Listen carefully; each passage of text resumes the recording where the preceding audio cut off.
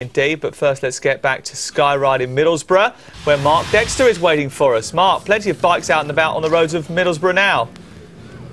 Absolutely, we've seen all kinds of bikes down here today, upwards of 3,000. We've seen bikes with 4 wheels, 2 wheels of course, and we've got plenty of unicyclists as well. And with me is one of those unicyclists, extreme unicyclist Mike Taylor. Mike, how long have you been doing this kind of thing? It's coming up to about 4 years now, so it's quite a long time to get to the level out.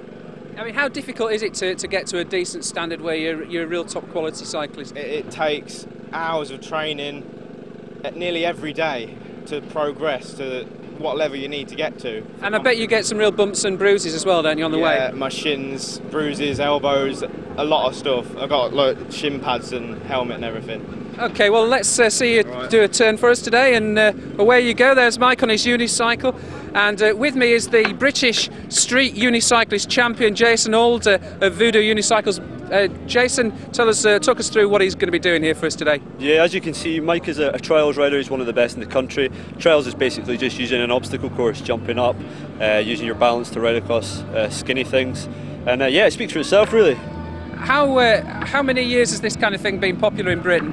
It's grown a lot over the past few years. You know, there's loads of different kind of styles of unicycling, and they've all grown, you know, in the UK especially, but within the past 2 or 3 years now. But it all, presumably developed from circuses in the past, did it? Yeah, that's right. Everything you know about the stereotype of unicycling, that's how it started, and we're trying to take it as far away from that as possible. As you can see, Mike's doing a pretty good job of it. But you don't just see these things in places like this, you also get mountain bikes unicycles, don't you, unbelievably? That's right, exactly. I mean, if you've seen anyone riding down a mountain on a mountain bike and you're impressed by that, wait till you see someone on a unicycle. These guys have got massive wheels, kind of 26, a lot bigger than the wheel that Mike's riding just now. And yeah, they just hurtle down mountains. We've got guys in the UK that are some of the best in the world at doing that. So. How do you stop when you're going down a mountain on a unicycle? I mean, is there a brake or...? That is a fantastic question. Stop pedalling, basically you'll skid out, so it's a lot of control.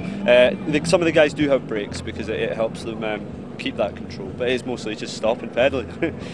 OK, well, Mike's doing his thing at the moment, and it's pretty impressive as well, I have to say.